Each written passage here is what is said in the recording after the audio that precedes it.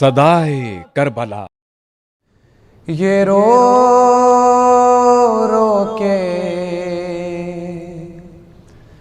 کہتے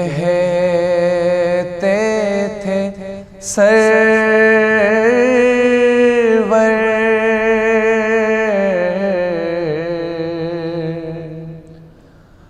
بہت یاد آتی ہے بیمار صغرا، بہت یاد آتی ہے بیمار صغرا۔ بہن میری حالت بتاؤں میں کیسے، میرے ٹوٹے دل کو بتاؤں میں کیسے، میرے ٹوٹے دل کو مناؤں میں کیسے، لپٹتی ہے سینے سے جب بھی سکینہ، بہت یاد آتی ہے بیمار صغرا۔ شباہت ہے صغرا میں ماں فاطمہ کی، اور نہیں ساتھ میرے وطن میں ہے وہ بھی، نگاہوں سے ہٹتا نہیں اس کا چہرہ، بہت یاد آتی ہے بیمار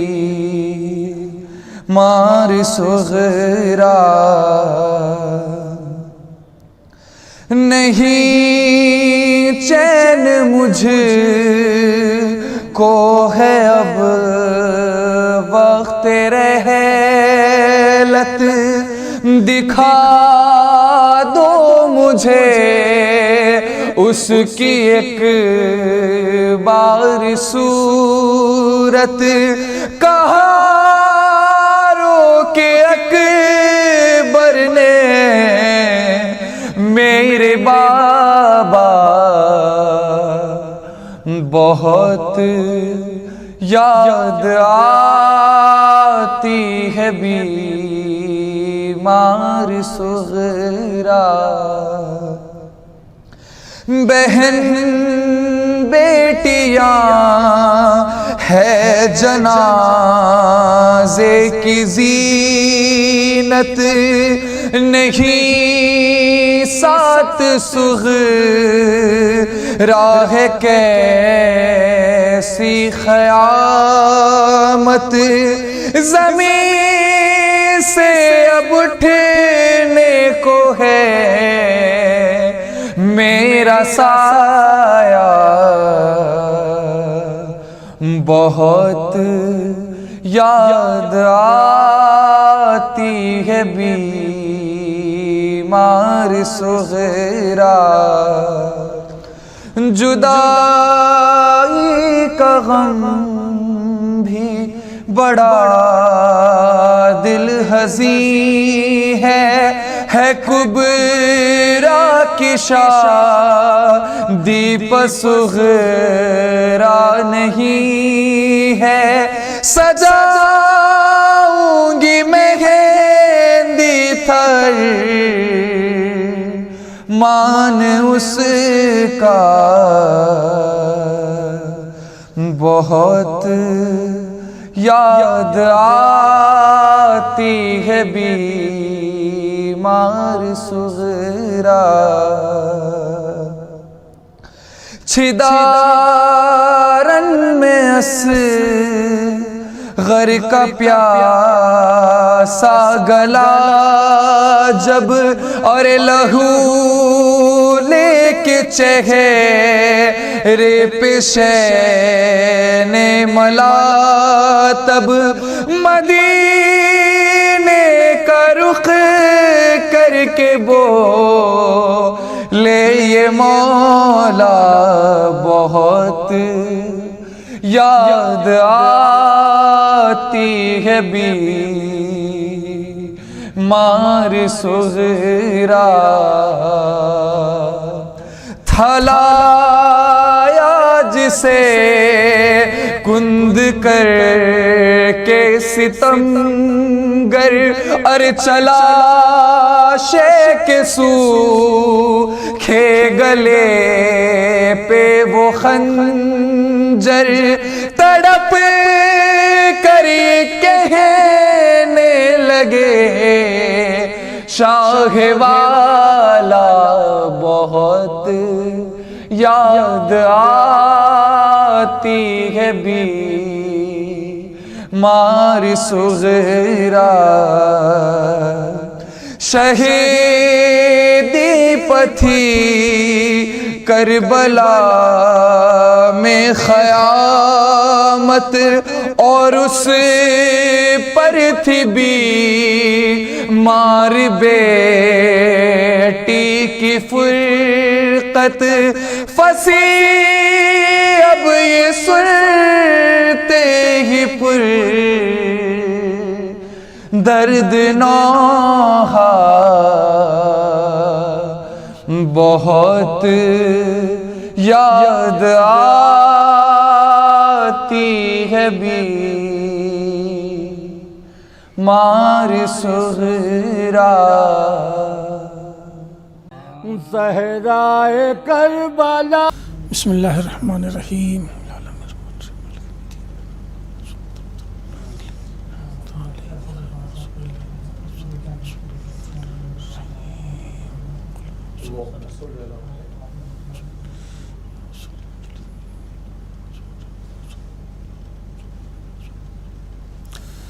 لا حول ولا قوة الا باللہ العلی العظیم۔ اعوذ باللہ من الشیطان اللعین الرجیم۔ بسم اللہ الرحمن الرحیم۔ الحمد للہ رب العالمین، والصلاة والسلام علی سید الانبیاء والمرسلین المخاطب بطہ و یاسین سیدنا و نبینا و شفیع ذنوبنا و حبیب قلوبنا و طبیب نفوسنا مولانا ابی القاسم محمد و آلہ الطیبین الطاہرین المعصومین المنتجبین الغر المیامین ولعنت اللہ علی اعدائہم و قتلتہم و غاصبی حقوقہم اجمعین من یومنا ھذا الی قیام یوم الدین۔ اما بعد فقد قال اللہ سبحانہ تبارک و تعالی وقولہ الحق۔ بسم اللہ الرحمن الرحیم۔ اقرأ باسم ربک الذی خلق۔ عزیزان محترم، ماہ سفر کی آج 12ویں تاریخ ہے اور ایام اعزا کا سلسلہ جاری و ساری ہے۔ نیوز 18 کے ذریعہ یہ ذکر اہل بیت ان لوگوں تک بھی ماشاء اللہ پہنچ رہا ہے کہ جو عمر رسیدہ ہیں اور مجلس ماتم میں نہیں نکل سکتے، حالات زمانہ کے تحت بھی جو باہر نہیں نکل پا رہے ہیں، انہیں گھر بیٹھے ہوئے ذکر اہل بیت فراہم ہو جا رہا ہے اور وہ ثواب میں شریک ہو رہے ہیں اور آپ کے بھی ثواب میں اضافہ ہو رہا ہے۔ میں نے سورہ اقرا، جسے سورہ علق بھی کہتے ہیں، اس کی پہلی اور ابتدائی آیت کو عنوان کلام قرار دیا ہے اور بہت تھوڑے سے وقت میں بڑے اہم معروضات ہیں جو آپ کی خدمت میں عرض کرنا ہے۔ یہ قرآن کی وہ پہلی آیت ہے جو رسول اللہ پر غار حرا میں نازل ہوئی. اور یہ مفسرین نے لکھا کہ وہ 5 آیتیں ہیں جو غار حرا میں، پہلی 5 آیتیں ہیں جو غار حرا میں نازل ہوئیں. اکثر لوگ قرآن دیکھتے ہیں تو سمجھتے ہیں کہ پہلے سورہ حمد نازل ہوا، پھر سورہ بقرہ نازل ہوا. ایسا نہیں ہے. تو ترتیب جو ہے ویسی نہیں ہے کہ جس طرح نزول قرآن. اب سورہ اقرا 3 پارے میں ہے اور بیچوں بیچ میں ہے، اور یہی پہلا سورہ ہے کہ جو نازل ہوا رسول پر، اور اس کی پہلی یہ 5 آیتیں ہیں جو نازل ہوئیں. مقام توجہ یہ ہے کہ پروردگار عالم نے وحی کا آغاز کیا تو پڑھنے سے. اقرا باسم ربک الذی خلق، میرے نبی پڑھیے اس پروردگار کے نام سے کہ جس نے کائنات کو خلق کیا. پھر خلق الانسان من علق.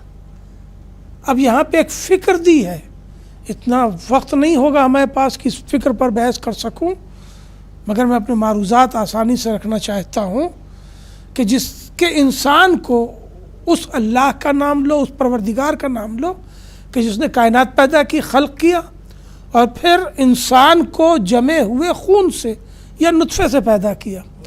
ایک توجہ دلائی کہ یہ انسان اپنے وجیح و عریض پیکر کو دیکھے اور اپنی ابتدا کو غور دیکھے. توجہ ہے کہ کیسے پروردگار کی تخلیق ہے کہ وہ جمے ہوئے خون سے یہ پیکر کو وجود دیتا ہے. اس کے بعد پھر تاکید ہو رہی اقرا وربک الاکرم، نہیں پڑھو اپنے پروردگار کے نام کو کہ جو مکرم ہے. اب پھر وہ 2 آیتیں، علمہ بالقلم کہ جس نے تعلیم دی قلم سے. پھر اگلی آیت علم الانسان ما لم یعلم، اور انسان کو وہ سب بتایا کہ جو وہ نہیں جانتا تھا. اب مقام توجہ یہ پہلی آیتیں ہیں 5 کہ جس میں پڑھنے سے گفتگو شروع ہوئی، پڑھو.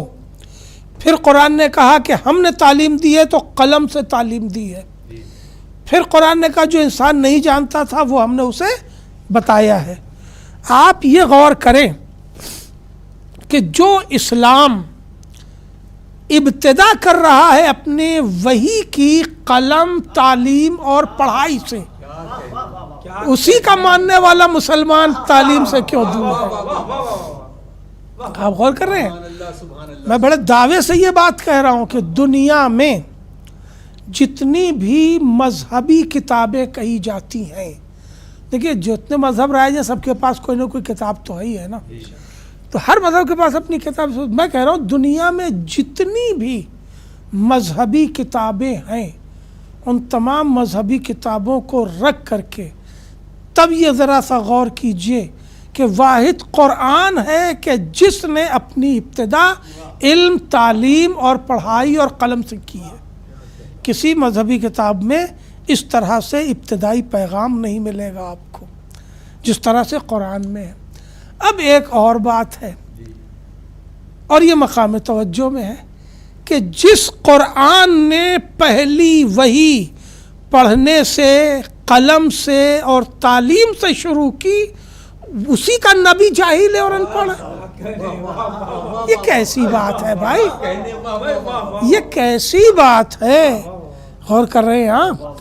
ایک اصول یہ ہے کہ بھائی آدمی وہ بات کہے جو خود کرتا ہو، ہے نا، وہ بات کہو جس پر خود عمل پیرا ہو. ہم خود پڑھنا نہ چاہیں اور دوسرے سے کہیں پڑھو، ہم کوئی شرافت کا کام نہ دکھائیں نعوذ باللہ اور دوسرے سے شرافت برتو، تو پہلے تو خود کرنا ہوگا. یہ کیسے ممکن ہے کہ جس سے اللہ پڑھنے، پڑھانے، تعلیم اور قلم سے گفتگو شروع کر رہا ہے اسی کو ان پڑھ اور جاہل رکھے گا؟ بہت سے ممالک میں، اب یہ جملہ بھی بہت سخت ہے مگر برداشت کرنا پڑے گا، کہ بہت سے ممالک میں گستاخی رسول کے خلاف قانون بنا ہوا ہے، اور ہونا بھی چاہیے کہ کسی بھی محترم، ہے نا، اور مقدس ذات کے خلاف اگر کوئی کچھ بولے تو اس کی سرزنش ہونی چاہیے. ٹھیک ہے، مگر اب اسے کیا کیجئے گا کہ توہین رسالت کے نام پر قانون بناتے ہیں اور عقیدہ توہین رسالت کا رکھتے ہیں. توجہ ہے، یہ تو توہین رسالت کا عقیدہ ہے کہ رسول ان پڑھ تھے، رسول نعوذ باللہ جاہل تھے، کچھ پڑھے لکھے نہیں تھے. اب جو اس کی تفسیر بیان کی جاتی ہے، جبریل نے آ کے کہا اقرا باسم ربک، اپنے پروردگار کے نام سے پڑھو، تو رسول نے پوچھا کیا پڑھیں، ہے نا. اچھا، اگر رسول نے پوچھا بھی کیا پڑھیں تو ایک بات یاد رکھیے گا، کیا سنائیں اور کیا پڑھیں وہ پوچھتا ہے جو بہت کچھ جانتا ہو. جو بہت کچھ جانتا ہے وہی پوچھتا ہے کیا پڑھیں کیا سنائیں. اور کریں آپ کوئی ایک شاعر بھی ہے اور ذاکر بھی ہے اور عالم بھی ہے، اس سے آپ کہیے کہ بھئی کچھ پڑھیے تو پہلے ہی پوچھے گا کیا پڑھیں بھائی، قصیدہ پڑھیں، مجلس پڑھیں، تقریر پڑھیں، کیا پڑھیں. توجہ ہے. تو جناب جبرائیل نے اگر کہا اقرا، کیا پڑھیں، تو مقصد یہی تو تھا کہ بھئی تم پڑھوانا چاہ رہے ہو، تمہارا اپنا مزاج کیا ہے، تم چاہتے کیا ہو. تو یہ پڑھا لکھا آدمی سوال کرے گا. تو رسول نعوذ باللہ ان پڑھ نہیں تھے. اب یہ جو ترجمہ وہاں سے نکالا گیا، رسول کو قرآن نے نبی الامی کہا ہے، اور سورہ جمعہ میں کہا ہے هو الذی بعث فی الامیین رسولا، امیین میں ہم نے رسول بنایا. امی کے بہت سے معنی ہیں، اس میں ایک معنی ان پڑھ کا بھی ہے. تو میں یہ پوچھنا چاہتا ہوں کہ جو معنی خراب ہے وہی کیوں اچھا لگتا ہے؟ اس سے تو ذہنیت کا پتہ لگے گا، مصطفیٰ کے ماننے والوں کی ذہنیت کا پتہ لگے گا کہ جو معنی خراب ہے وہی کیوں جناب کو پسند آ رہا ہے. فی الامیین سے مراد رسول جاہلوں میں نہیں بھیجا گیا ہے، امی سے مراد جاہل نہیں ہے، بلکہ امی سے مراد رسول کی وطنیت ہے. اب میں بالکل آپ سے ہندوستان کے ہی اندازے سے تمثیل میں گفتگو کروں گا. مکہ میں رسول آئے جسے قرآن نے مکہ کہا ہی نہیں ہے، بکہ کہا ہے. ٹھیک ہے، قرآن نے آیت جو موجود ہے بے بکتم مبارکن ہے، قرآن نے مکہ کو بکہ کہا ہے. ٹھیک ہے، تو اس کا مطلب یہ ہے کہ قرآن کے اپنے بولنے کا انداز الگ ہے نا. 1400 سال سے لوگ اسے مکہ کہہ رہے، قرآن بکہ کہہ رہا ہے. ٹھیک، دنیا میں، اس پوری دنیا میں، اس دنیا کا مرکز جو ہے وہ ہے کعبہ، اور یہ سائنٹیفکلی بھی پروف ہو چکا ہے. تو جو میں نے آرٹیکلز پڑھے ہیں اس سے میں نے دیکھا کہ یہ جو گلوب ہے، یہ دنیا، اس کا مرکز کعبہ ہے، نقطہ کعبہ ہے. حدیثوں میں بھی ہے کہ اللہ نے ایک دن ہی ہے ذی قعدہ میں بھی گزرا ہے، دہی الارض 25 ذی قعدہ، جس دن زمین بچھائی گئی، بنائی گئی. تو اللہ نے زمین بنائی تو اس کا نقطہ جو رکھا، مرکز محور، وہ کعبہ رکھا، حرم رکھا. ٹھیک ہے، تو یہ زمین کا مرکز ہے حرم. عربی میں کے مطلب ہوتے ہیں جڑ کے، اصل کے اور ماں کے. 10 بچے ہیں، 10 کی جڑ بنیاد ماں ہوتی ہے نا. کے معنی ہوتے ہیں جڑ کے، بنیاد کے. تو مکہ کا ایک نام ام القریٰ ہے، یعنی بستیوں کی ماں، بستیوں کا مرکز، بستیوں کی بنیاد. تو یہ پوری دنیا قریہ قریہ ہے، اور ام القریٰ جو ہے وہ ہے مکہ. ٹھیک ہے، اب اس بات کو ہی رہنے دیجیے. اب میں آپ سے پوچھ رہا ہوں چند سوال ہندوستانی اعتبار سے. جونپور کا آدمی کیا کہلاتا ہے؟ جونپوری ہے نا. فیض آباد کا آدمی کہلاتا ہے فیض آبادی. اعظم گڑھ کا آدمی کیا کہلاتا ہے؟ اعظمی. تو یہ گڑھ کہاں گیا؟ اعظم گڑھ 2 لفظ ہے نا، مگر گڑھ ہٹا دیا گیا اور اعظم میں ہی یہ لگا کے اعظمی کر دیا گیا. ٹھیک ہے، علی گڑھ کا آدمی علی گڑھ ہی نہیں کہلاتا، علی گی کہلاتا ہے۔ کیوں ایسا ہے؟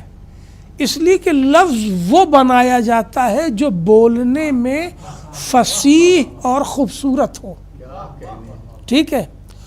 ام القریٰ کا رہنے والا اصل میں ہوا ام القراوی،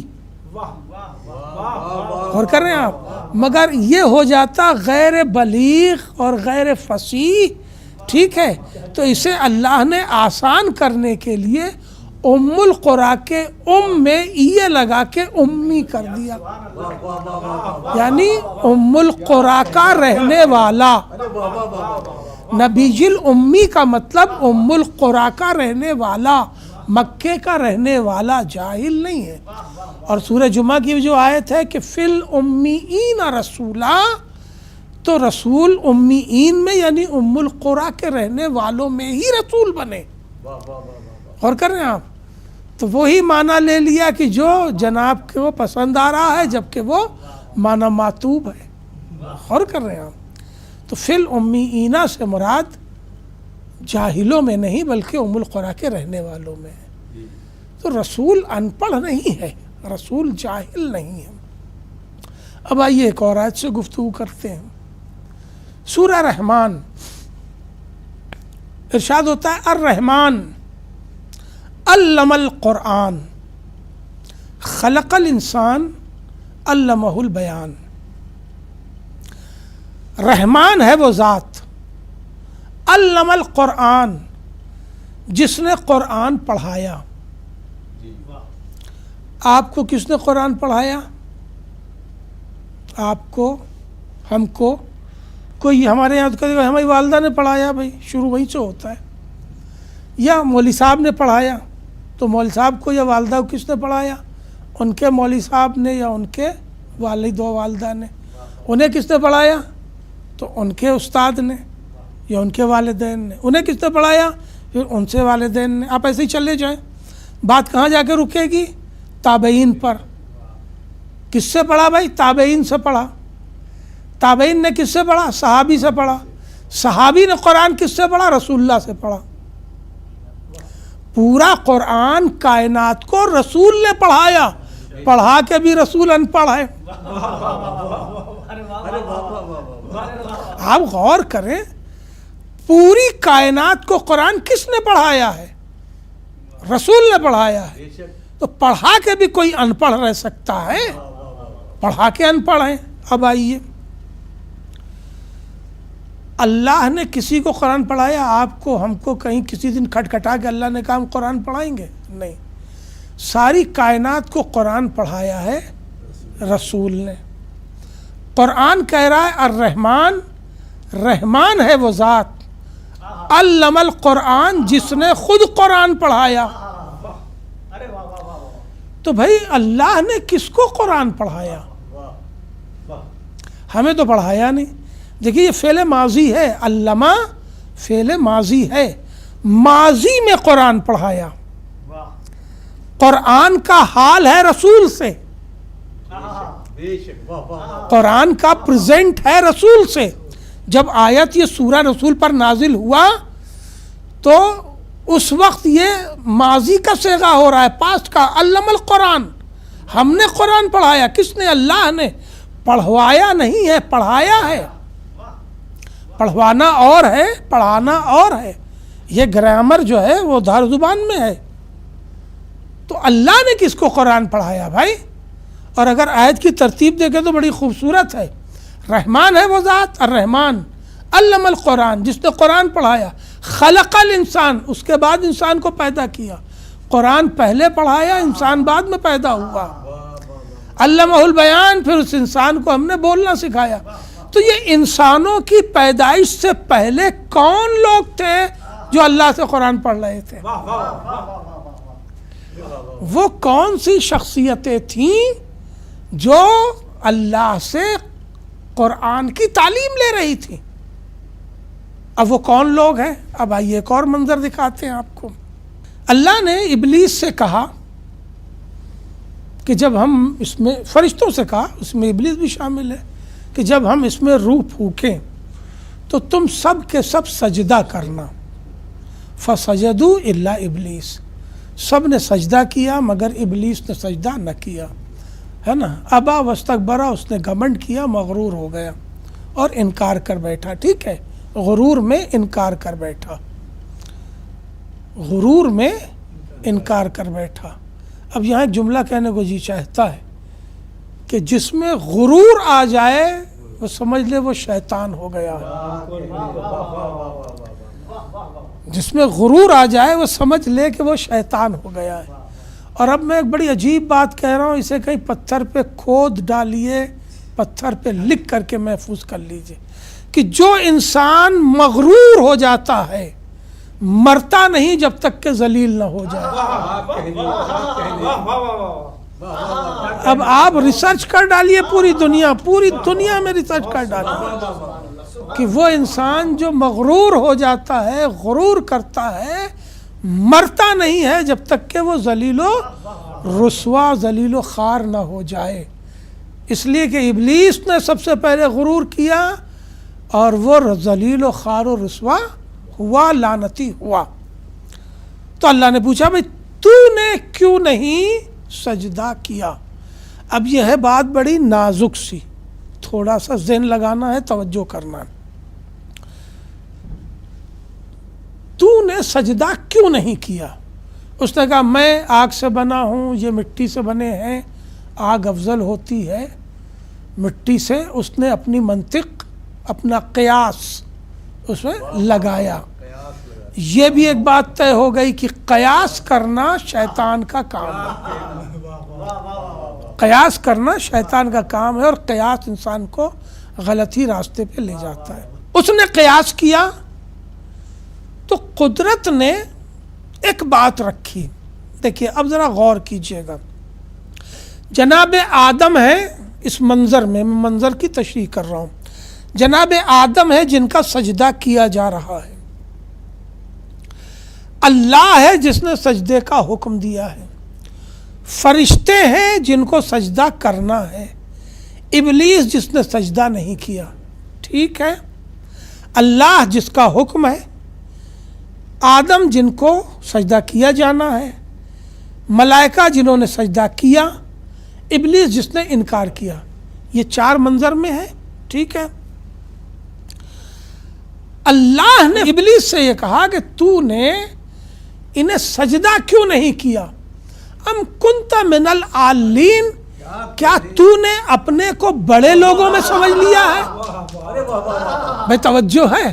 تو اس منظر میں یہ بڑے لوگ کون ہیں جنہیں سجدے کا حکم بھی نہیں ہے، موجود بھی ہیں؟ یہ کون لوگ ہیں؟ تو یہ وہی انوار محمد و آل محمد علیہ السلام ہے جو اس منظر کے گواہ ہیں. اور وہ بڑے لوگ ہیں جن کے لیے قرآن کہہ رہا ہے الرحمن علم القرآن. رحمان ہے ذات کہ جس نے خود قرآن کی تعلیم دی ہے. تو رسول و آل رسول علیہ السلام کو اللہ نے خود تعلیم قرآن دی ہے.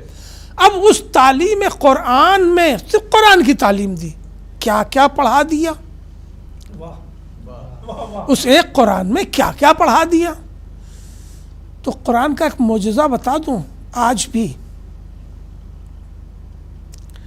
1400 سال ہو گیا قرآن کو آئے ہوئے. ٹھیک ہے، 114 سورے کا قرآن ہے. ٹھیک ہے، 1400 سال میں کوئی سورہ بڑھا نہیں. عام طور سے کہا جاتا ہے 6666 آیتیں جو روزمرہ میں کہی جاتی وہی پڑھ رہا ہوں. تو 6666 میں 7000 آیت ہوئی نہیں. تو آیتیں جتنی تھی وہی ہیں، سورہ جتنے تھے وہی ہیں. زمانہ جیسا تھا وہی ہے نہیں. تو زمانہ تو ہزاروں گنا آگے بڑھ گیا، مگر قرآن آج بھی جواب دے رہا ہے کہ نہیں دے رہا ہے؟ آج بھی قرآن سے جب سوال کیا جاتا ہے 2021 کے مسائل کا تو جواب دیتا ہے کہ نہیں دیتا ہے؟ تو یہ 21ویں صدی کے مسائل کو 1400 سال پہلے قرآن نے کیسے اندازہ کر لیا تھا؟ تو یہ قرآن کا زندہ معجزہ ہے کہ زمانہ ہزاروں گنا ترقی کر گیا، مگر قرآن کی وہی 114 صورتیں اور جواب آج بھی ہر مسئلے کا اس میں مل جاتا ہے۔ اتنی وسعت ہے، اسی کو قرآن نے کہا لا رتبن ولا یابسن الا فی کتاب مبین، کہ ہر خشک و تر، کائنات کا ہر خشک و تر قرآن میں موجود ہے۔ تو جب قرآن میں ہر خشک و تر موجود ہے اور خالق قرآن محمد محمد علیہ السلام کو قرآن پڑھا رہا ہے، تو اس کا مطلب ہے کائنات کے ہر خشک و تر کا علم انہیں عطا کر دیا۔ ایک صلوات پڑھ لے محمد۔ ہر خشک و تر کا علم، جس کے پاس ہر خشک و تر کا علم ہو، اسے اسی کے ماننے والے جاہل اور ان پڑھ کہہ رہے ہیں، بے پڑھا لکھا کہہ رہے ہیں۔ دنیا کا ہر مذہبی آدمی جو اپنے مذہب کو مانتا ہے، کس مذہب کو مانتا ہے اس سے میری بحث نہیں ہے، چاہے وہ عیسائی ہو، یہودی ہو، ہندو ہو، سکھ ہو، بودھسٹ ہو، جو بھی ہو، دنیا کا ہر مذہبی آدمی اپنے مذہب کے رہبر کو بڑھاتا ہے۔ کیوں؟ اس لیے کہ ہمارے مذہب کا رہنما کسی دوسرے کے رہنما سے کم نہ نظر آئے۔ مسلمانوں کی یہ ذہنیت سمجھ میں ہی نہیں آتی کہ وہ اپنے رہنما کو گھٹا کے اپنے جیسا بنانا چاہتے ہیں۔ بھائی جو بڑھانے کی کوئی بات ہی نہیں ہے، بڑھایا اسے جاتا ہے جس میں کوئی کمی ہو۔ نہیں جملہ پہنچا، جس میں کوئی کمی ہو اسے بڑھایا جاتا ہے، جس میں کوئی کمی ہی نہیں ہو اسے بڑھائیں گے کہاں؟ مصطفیٰ کی ذات تو ذات معجزہ تھی، اسے کوئی کیا بڑھائے گا؟ غور کریں آپ، بڑی مشہور حدیث ہے، بڑی مشہور حدیث ہے، انا مدینۃ العلم وعلی بابھا۔ کون کہہ رہا ہے؟ وہی جس کے اوپر علم والی آیت نازل ہوئی، علم الانسان ما لم یعلم، ہے نا؟ وہ کہہ رہا ہے انا مدینۃ العلم وعلی بابھا، میں شہر علم ہوں، علی اس کا دروازہ ہے، اور اب جو آنا چاہتا ہے وہ دروازے سے آئے۔ یہ ہے حدیث، پوری یوں ہے کہ جو آنا چاہتا ہے وہ دروازے سے آئے، یعنی علی کو چھوڑ کے کسی کو رسول بھی ملنے والے نہیں ہیں۔ کوئی یہ سمجھے کہ مرتضیٰ کو چھوڑ کے مصطفیٰ مل جائیں گے تو ایسا ممکن نہیں ہے۔ رسول نے کہا انا مدینۃ العلم، میں